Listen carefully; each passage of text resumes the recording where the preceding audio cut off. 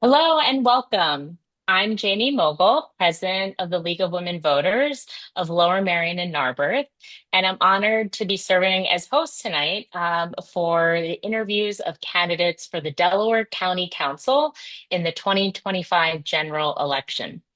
The League of Women Voters is committed to creating nonpartisan voter education that helps you, the public, to be better informed, irrespective of party and candidate affiliation. In that vein, as a Montgomery County resident, I'm ineligible to vote for the candidates that I'll be interviewing.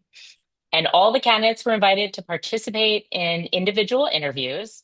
All candidates will be asked and answer the same set of questions, as well as be given the same amount of time for answering those questions and for their opening and closing statements. The interviews will only be published after all candidates have responded and been interviewed. So, just a quick overview on the format, and then we'll get to it. The candidate will have an opening statement, introduce themselves, give their background, their opening remarks. I'll then be asking them questions, and each candidate will have 90 seconds to respond. They're aware of all of this formatting already.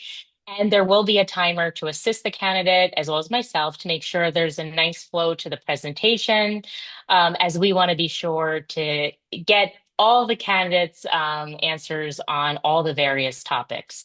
At the end of the questioning, I will prompt the candidate to let them know it's time for their closing statement, and then I'll do a quick wrap up. So, without further ado, because it's really not about me talking, it's about hearing from the candidates. And so let's hear from our candidate, Joanne Phillips, for Delaware County Council. Thank you. I appreciate that, Jamie. Yeah, my name is Joanne Phillips. I am a candidate for county council for this fall. November 4th is election day. I am running as a Democrat on a slate of seven people, five people for the offices and two judges. I live in Middletown Township in Delaware County, and I've lived here for 37 years. And I grew up in Bucks County, and I went to college in Montgomery County at Ursinus College, where I really went to play field hockey. And we were a real stronghold for that. I met my husband, who's from Springfield, Delaware County. I met him in college. We've been married 44 years this November. And we have two children who were raised in Middletown and went to public school in the Rose Tree Media School District. At some point, my husband worked for Phoenix Steel in Delaware and as a laborer and refractory foreman. And I said, I'd like to go to law school, and there's one near your work. And I ended up going to Widener University, Delaware Law School, where I became a lawyer. And I did better than I thought I would. And I graduated as the valedictorian of my class and landed a job at a firm in Philadelphia, Ballard Spahr, where I have only been a lawyer there, when practicing law, real estate, finance, and I also have served as for Governor Rendell in DGS out in Harrisburg for 4 years. So I've been a lawyer in that, and I'm currently the county controller, and I've won that election in 2017 and been there since. All right, so let's get started with the questions. And I think, we want to make sure Delco residents hear what are your goals and key priorities for the county and how you plan to address them when the reality is you're really only one of a council. So how will that play into also making sure your goals and key priorities are addressed? Sure. So let me just touch on the fact that I've been the county controller for 8 years. So in that role, I have been attending county council meetings, every meeting that there is. I attend the agenda and I attend council meetings. So I'm well familiar with how council works and the people that are on it. I started in 2017 with one set of council members, and then in 2020, we had a new slate come in. I have been the controller, and I understand the finances and how we spend our money, the contracts that we work on. So my goals are to expand our economic foundation for the county so that we can create jobs and focus on our families. I think if we have more employers, we have economic development, we can lessen the tax burden, and help our residents. I can do that because I know how to work with everybody because I've been the controller. I've worked with everyone on council. I understand what some of their liaisons to different departments, but I work with every department in the county. And I've touched on every area from human services to the treasury, to the police, park police, the sheriff, the register of wills. So I understand how we operate, and I think that's going to give me the best foundation to get my goals across and work with everybody. I know that I can work with everybody because I've been doing it for 8 years.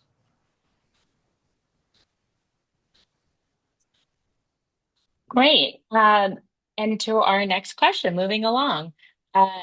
And it involves the budget. Relevant to those topics of goals and priorities is the budget, because looking at the county budget can really tell us the goals and priorities. And that fiscal year 2025 Delaware County budget had nearly 400 million for an operating budget and had key focus areas like a 5-year plan to address infrastructure improvements. But we know to do things, it takes money. And the budget also included a property tax increase of 23%. Please tell us your thoughts on that recent budget, specifically the tax increase, with respect to revenue streams, and how you'll address the shortfalls and instability in state and federal funding when passing and implementing the county budget. Okay, that's quite a question. So let me tackle it. Start from the beginning. So yes, we have almost a $400 million budget for just from our operating budget general fund. We also have almost $440 million that come from state and federal grants that are what we call our fiscal departments for like human services and COSA and our workforce development. And then we also have the capital budget, which is based on a 5-year plan. So there are a lot of balls in the air to juggle. I will say I didn't vote for this tax increase. I do my own budget for my own department, and I'm very cautious about how I personally budget money for my department and do the best I can to contain costs. My office reports to the taxpayers, so I drill into almost every bill that we have at the county. I pay all the bills. I see exactly what we spend every 2 weeks. We spend somewhere between 10 and $16 million just on that operating budget. My plan is really to tackle it by attracting more business to the county and building our tax base. There was no tax increase for many years in Delaware County. I think if our residents would take a look at other counties and compare annual tax increases over time, they will see that other counties have increased taxes far more than 23%, which our county council felt the need to do for this year. So my plan is to be very tax conscious, budget conscious, and drill into all the ways we spend, and also to try to improve revenue, which we have limited ways to do that other than property tax. The next question will be about election administration. And as you may know, each Pennsylvania county is responsible for the administration of elections in their respective county. Please share your thoughts on the current administration of elections in Delaware County. What is working? Do you think there should be improvements or changes, if any? And so we'd like to hear your thoughts on that. Sure. I think that we do a fantastic job on election administration in Delaware County. And I also believe and I've witnessed an intense and intentional commitment to making sure that everything is transparent, open, clear to the people, and involving the people, involving whoever wants to be involved in our elections, from poll workers to observers to people that just want to come and make comments about how it works. So I think that there's been a great investment in our infrastructure for for our elections. We have experts on council that help us understand that. And I'm also intimately involved in making sure that our poll workers are paid. People don't know that the controller's office is responsible for getting payments out to everybody. And we do almost 2,500 checks that go out after every election to make sure the poll workers are paid promptly and properly. So we work closely with the election administration, but I've witnessed firsthand how dedicated they are to making sure that mail-in ballots are available, that there are drop boxes available. And I also think that the drop boxes are still a wonderful thing with the way our mail system has evolved over time. And I think it's been really fair that any municipality that wants one could have had one. So I've been impressed with everyone that's administering our elections, and I would want to continue that good work. And where we see need for improvement, we're open for it, and I'm proud of that. Next, we'll move on to talking about development and the environment. And development helps create jobs, build housing, but with the good impacts comes negative impacts, such as increased pollution, risk to public health, and often economic failures in the long run. How do you plan to address this balance of development with the county's commitment to sustainability? And if you can, please provide specific examples so we can understand your decision making. Sure. So I've witnessed over the past really 5 years quite a commitment to sustainability that's been brought on by the Democrats. And it's well placed in trying to save money at the courthouse and government center, to also preserving open space and our trail system, something that was poorly invested in the past. I also know that our county is very dense. We have a lot of density. We have a lot of population in a very small place. And but here's where my background's really going to come into play.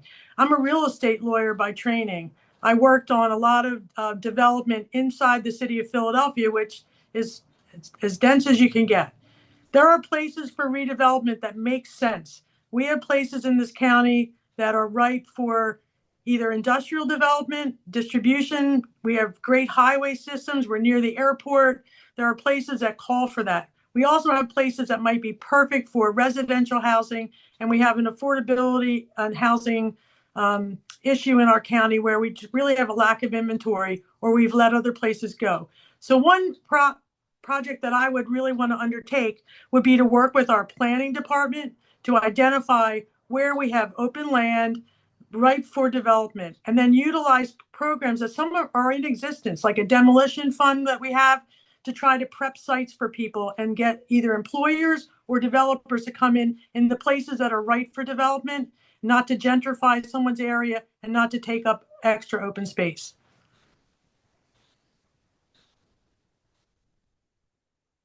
All right, we're moving on to another topic. In recent years, Delaware County, or as we say, Delco, has dealt with pressing criminal justice matters, specifically the county having to take control of the George Hill Prison, centralizing the arraignment process, creating a jail oversight board, helping establish nonviolence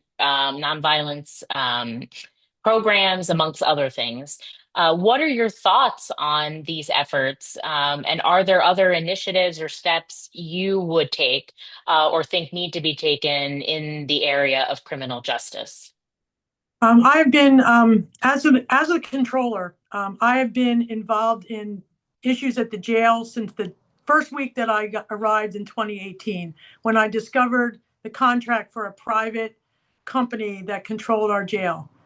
I worked tirelessly for years with others in the county government for us to take back control and put the jail into public control. Because if we're going to incarcerate people, then we need to take responsibility and be directly responsible for the families, the corrections officers, and our public of how we take care of people. So I'm really proud of the work that we undertook to get that jail into the control of the government.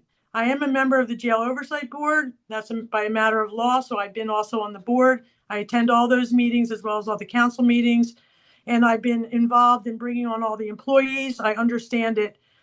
The issues with our jail is that we are really one-third treating people for mental illness, one-third of the population for substance disorder, and one-third of people that have made some terrible mistakes, and maybe some mistakes that they um, regret and can be helped so they do not get back in that jail or stay there long. So I've been very involved in reducing the number of people that are in that jail. We put a lot of resources. We need more because we were left with a failing buildings out there. So I am totally supportive of keeping people out of jail and giving them a helping hand, but while we protect our government and also corrections officers and our law enforcement. I can't believe it. We're already to the end, and our Oh, last question. Well, not your closing statement yet. One more question. It's another thing that the county is addressing, and that's the Delaware County's healthcare delivery systems. They're in crisis, especially with the recent hospital closures. But even before the closures, county residents, they're struggling to get just the basic accessible care. Um, as a county council member, what can or will you do to help Delco residents address this crisis? well, it's a very difficult issue because it's something that any government on its own can't tackle by itself. And certainly the county cannot be building or staffing a new hospital.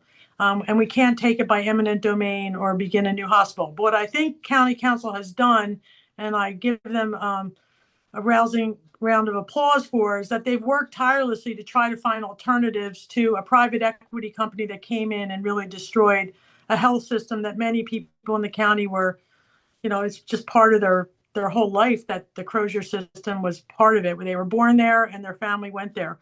What I think we need to do is continue looking for outside companies to come. I know that really they work with everyone in this area.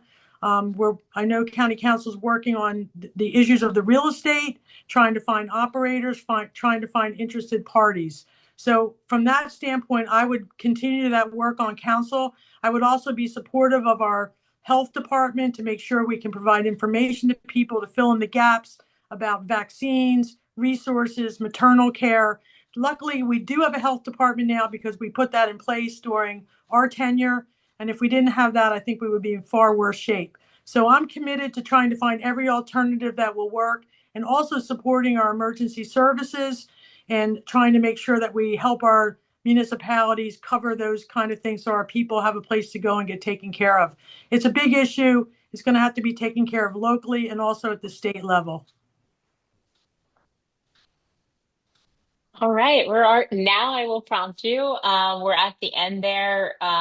It was quick, it flew by, but Did. thank you for your for your answers and sticking with time. And I'll allow you now for your closing statement.